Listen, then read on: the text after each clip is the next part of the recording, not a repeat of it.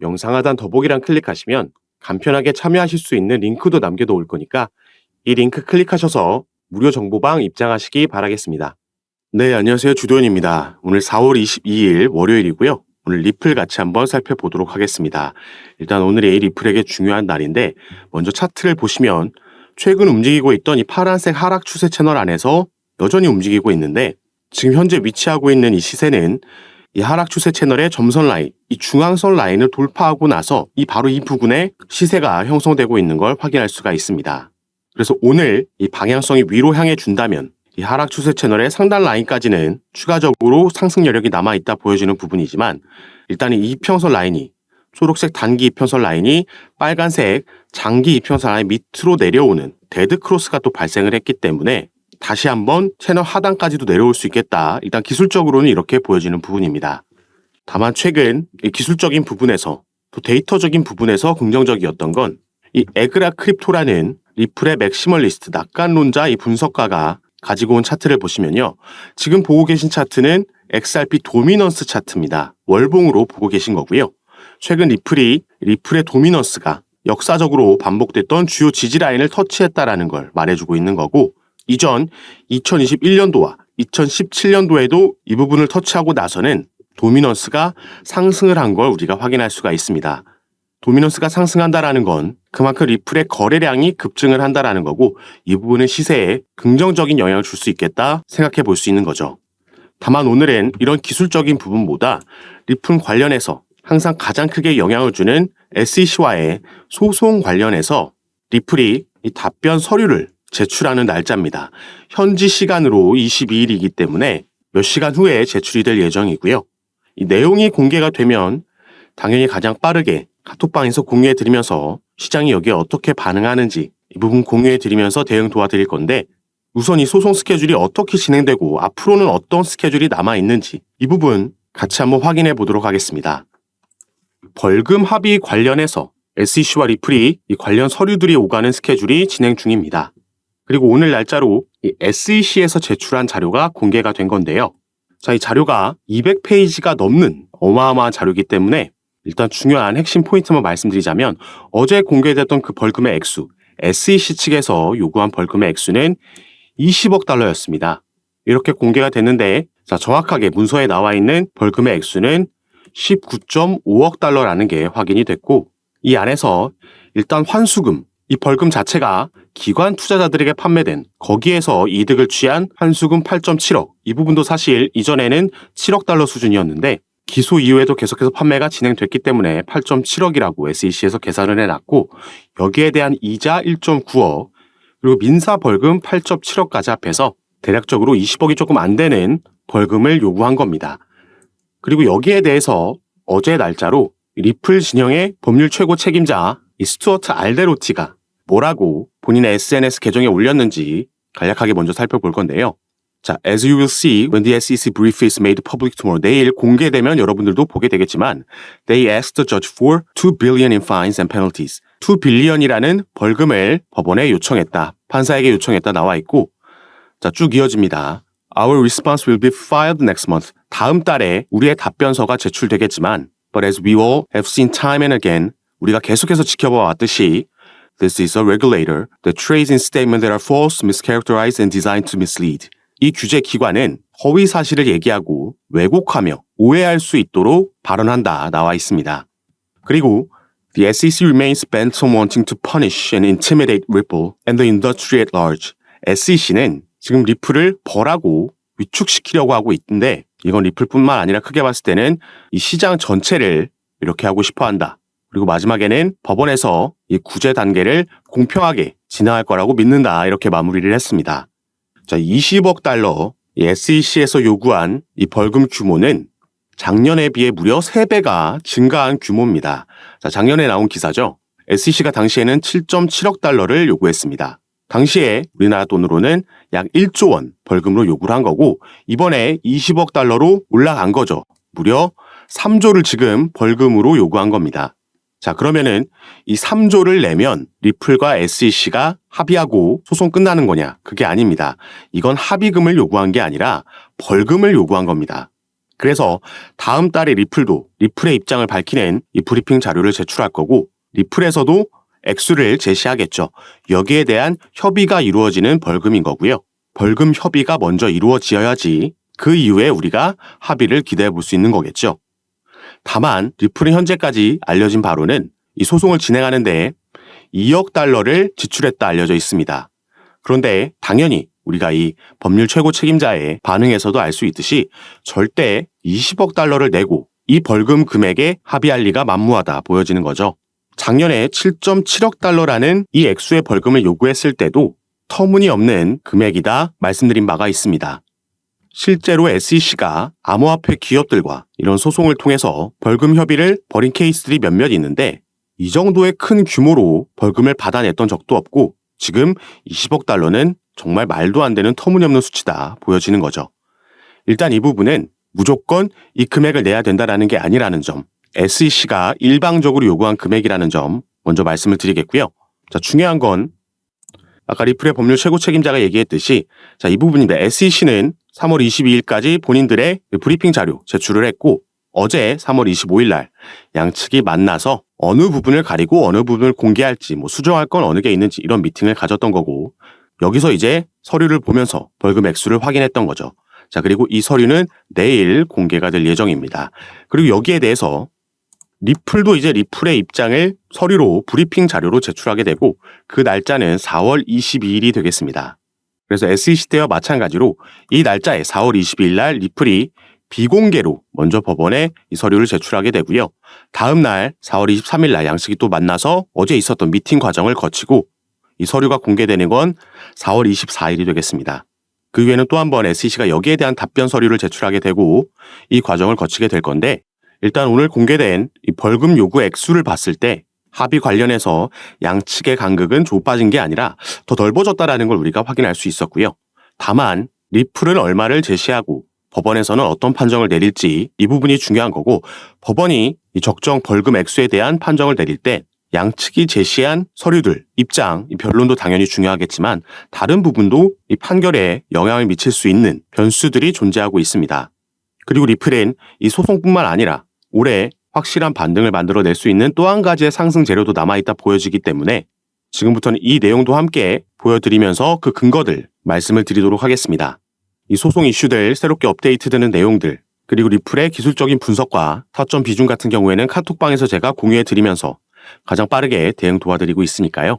여러분들께서는 영상 밑에 더보기란 클릭하시면 이 두 가지 링크 확인이 가능하실 겁니다. 현재 핸드폰으로 영상 시청하고 계신 분들은 첫 번째 링크 클릭하시면 저에게 문자 보내실 수 있도록 화면이 전환되고 전송 버튼만 눌러주시면 제가 이 문자를 확인하는 대로 순차적으로 연락드려서 카톡방 초대 도와드리고 있고 문자 전송이 힘드시거나 영상을 컴퓨터로 시청하고 계신 분들은 이 밑에 있는 두 번째 링크 클릭하셔도 참여가 가능하십니다. 카톡방에서 당연히 전부 무료로 제가 이런 정보들 공유해드리면서 대응 도와드리고 함께 투자하고 있는 공간이니까 여기에도 한 번씩 관심 가져주시고 확인해 주시면 감사하겠습니다. 자, 그럼 지금부터는 방금 말씀드렸던 새로운 상승 재료 그리고 이 소송의 변수로 작용할 수 있는 이슈들도 같이 살펴볼 건데요. 자, 리플 같은 경우에는 저번 달 2월 초에 미국 내에서 다시 송금 사업을 재개하겠다라는 발표를 했고요. 그 후 일주일 만에 스탠다드 커스티디언 트러스트라는 미국 내에서 정부의 인가를 받은 암호화폐 수탁 업체를 인수했다라는 발표를 했습니다. 자, 리플은 2020년도 12월 달에 SEC에서 미국의 증권거래위원회에서 처음 리플의 소송을 제기하고 나서 미국 내 사업을 철수할 수밖에 없었고 그래서 많은 거래소에서도 상장 폐지되는 악재가 잇따라 나왔습니다. 이 이후부터는 리플의 대부분의 수익은 미국 외에서 발생을 했었고 그래서 비교적 최근까지도 리플이 본사를 유럽이나 두바이 쪽으로 옮길 수도 있다. 유럽의 영국이나 아일랜드에 이런 부분을 실제로 알아보고 있다라는 뉴스들도 나왔습니다. 그런데 2월 달 들어서면서 미국 내 사업을 재개하겠다라는 발표를 한 거고 실제로 그런 움직임을 가져갔다라는 거죠. 자, 그러면은 리플이 왜 이 시점에서 어떤 걸 믿고 다시 미국으로 돌아와서 사업을 재개하려는 건지 이 부분이 오늘 말씀드릴 중요 포인트가 되겠습니다. 자, 리플 관련해서 최근 이런 소식이 전해졌습니다. 코인리스를 비롯한 국내 매체에서는 크게 다뤄지지 않았기 때문에 속보로도 전달되지 않았기 때문에 모르시는 분들이 많으신데 자, 코인베이스라는 미국의 암호화폐 거래소에 리플이 이 선물 시장에 새롭게 상장이 됐습니다. 현물 같은 경우에는 작년에 약식 재판이 끝난 이후에 다시 재상장이 이미 됐었지만 자, 선물 시장에는 처음으로 새롭게 상장이 된 거죠. 자, 여기서 리플과 코인베이스의 관계를 간략하게 말씀드리자면 자, 미국에는 이 디지털 커런시 그룹이라는 DCG가 있죠. 가장 유명한 암호화폐 벤처 캐피탈이라고 보시면 되겠고 여기에 설립자이자 CEO 베리 실버트는 제2의 워린 버핏이라고 평가받는 이 암호화폐 업계에서 꽤 중요한 인물입니다. 자, 이 DCG에서 바로 방금 살펴본 코인베이스를 자회사로 소유하고 있고요. 또 이 DCG는 리플의 지분을 보유하고 있는 기업입니다. 이렇게 미국 내 기업들끼리 연관이 되어 있다는 걸 먼저 말씀을 드리는 거고 이 디지털 커런시 그룹은 코인베이스와 리플뿐만 아니라 그레이스케일도 소유하고 있고 여러 다른 기업들의 지분을 보유하고 그 중심에 서 있는 기업이죠. 자, 그리고 코인베이스 외에도 최근 미국에서 새롭게 문을 연 거래소가 하나 있습니다. 바로 여기에 나와 있는 EDXM, EDX 마켓이라는 거래소인데요. 이 거래소는 피델리티를 비롯한 미국 뉴욕 월가의 대형 기업들이 함께 만든 거래소라고 보시면 되겠고 이 거래소에서는 개인들이 아닌 기관들만 거래를 할 수 있게 되어 있습니다. 비교적 최근 작년 6월 달에 6월 22일부터 거래가 시작된 거래소인데 이 대형 자산운용사들이 함께 만든 거래소다 보니까 출시 전부터 엄청난 주목을 받았었고요. 이 EDX 마켓이 출범할 당시에 상장이 되고 거래가 가능했던 코인들은 이렇게 단 4개의 코인만 있었습니다. 자, 비트코인, 이더리움, 라이트코인, 그리고 비트코인 캐시 이렇게 4개의 코인만 거래가 가능했었는데 자, 이 중 비트코인 캐시는 작년 11월 달에 상장 폐지가 됐죠. 그래서 당시에 떠돌던 루머가 바로 EDX 마켓에서 비트코인 캐시가 상장 폐지됨에 따라서 그 비어있는 자리에 리플이 추가될 수도 있다라는 루머가 돌고 있었습니다. 다만 이 부분은 실제로 진행되지는 않았고 당시에 그렇기 때문에 시간이 지남에 따라 조금 이 루머가 수그러든 모습을 보이고 있는데 자, 그런데 코인베이스에서 이 리플을 선물 시장에 신규 상장했다라고 조금 전에 말씀을 드렸죠. 이게 얼마 전인 2월 23일 날 이런 일이 있었던 거고요. 그래서 우리가 코인베이스의 홈페이지에 가서 이 선물 시장 쪽을 살펴보면 자, 이 영구 선물 시장 쪽에는 상장되어 있는 코인들이 많지 않고요. 그래서 밑에서 이 소개되어 있는 코인들을 보면 단 4개의 코인밖에 없습니다. 자, 이 코인들은 비트코인, 이더리움, 라이트코인, 그리고 최근 추가된 바로 리플의 XRP죠. 자, 위에 3개의 코인, 방금 우리가 살펴본 코인들이죠. 바로 이 EDX 마켓에 이제 비트코인 캐시가 상장 폐지되고 나서 남아있는 3개의 코인들입니다. 비트코인, 이더리움, 라이트코인. 지금 이런 연관성이 보이고 있는 거고요. 미국의 증권거래위원회 위원장 이 게리 갠슬러라는 인물도 작년에 이러한 발언을 했습니다. 자, 비트코인, 이더리움, 라이트코인, 비트코인 캐시는 증권 여부를 장담하기 어렵다. 이렇게 발언을 한 거죠. 자, 이 4개의 코인도 아까 우리가 살펴봤던 EDX 마켓이 출범할 당시에 상장되어 있던 그 4개의 코인들입니다. 그리고 현재는 우리가 살펴봤듯이 비트코인 캐시는 상장 폐지가 된 거고 바로 이 자리에 리플의 XRP가 상장될 수 있다라는 전망을 해보고 있는 거죠. 리플이 계획을 바꾸면서 미국 내 다시 돌아오겠다, 미국 내 사업을 재개하겠다 발표했던 그 배경에는 여러 미국의 대형 기관들, 당장 EDX 마켓에도 피델리티를 비롯한 기관 투자자들이 대거 함께하고 있고 또 DCG, 여기에 코인베이스까지 전부 미국 내 대형 기업들이죠. 리플과 하나같이 연관성이 있는 기업들이고 그래서 우리가 기사나 속보에서 많이 찾아볼 수 있는 뉴스가 리플의 시세는 하락하고 있지만 이런 저점대마다 고래들, 기관 투자자들은 매집한다라는 기사를 많이 볼 수 있었던 겁니다. 당연히 이 기관 투자자들은 이러한 주요 내용들이 오피셜하게 뉴스로 발표되기 전에 미리 그 소식을 알 수밖에 없겠죠. 그래서 우리가 다른 코인들에서도 볼 수 있는 게 갑자기 급등하는 코인들이 있는데 왜 오르지 하고 몇 시간 뒤나 다음 날에 이 코인이 어느 거래소에 새롭게 신규 상장된다라는 속보가 그때서야 뜨는 거 많이 경험해 보셔서 아실 겁니다. 그리고 지금 SEC와 진행하고 있는 소송 같은 경우에도 리플에게 불리할 게 전혀 없는 상황입니다. 최근 이 소송 관련 이슈로는 이 SEC의 책임 변호사가 리플과 코인베이스의 소송을 담당하고 있던 암호화폐 소송부서 책임자 이 라단 스튜어트가 SEC를 떠났다는 소식이 전해졌고요.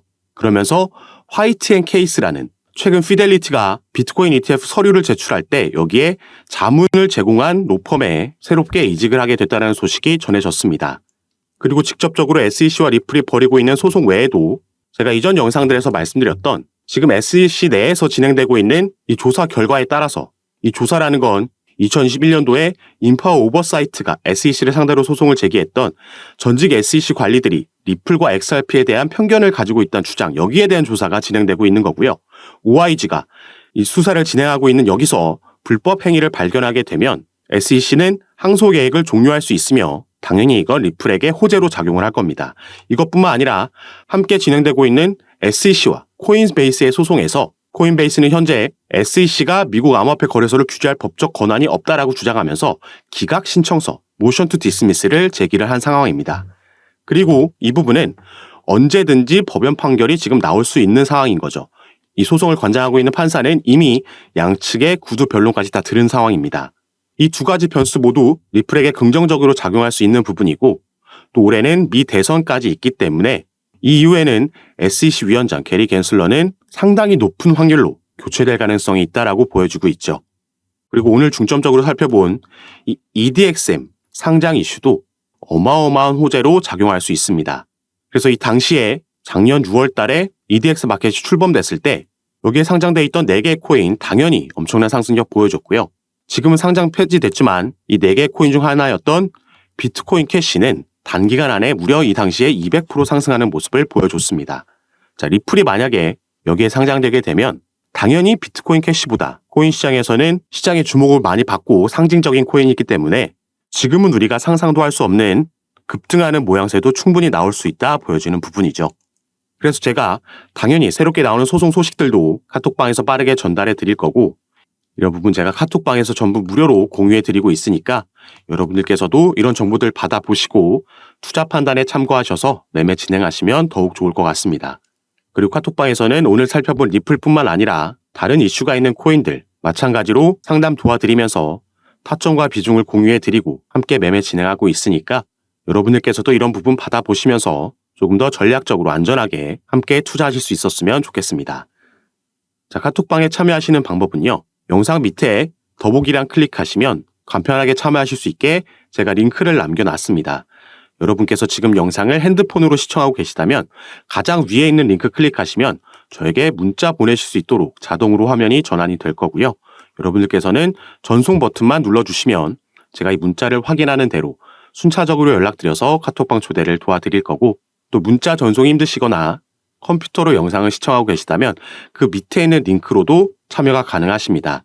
여러분께서 편하신 방식으로 연락 주셔서 제가 드리는 정보들 타점과 비중 받아보시면서 투자 판단에 참고하시고 매매 진행하시면 더욱 좋을 것 같습니다. 자, 그럼 오늘 내용이 여러분들께 도움이 되셨으면 하는 바람으로 영상 마무리하도록 할 거고요. 저는 다시 카톡방에서 여러분들 대응 도와드리고 상담 도와드리면서 찾아뵙도록 하겠습니다. 감사합니다.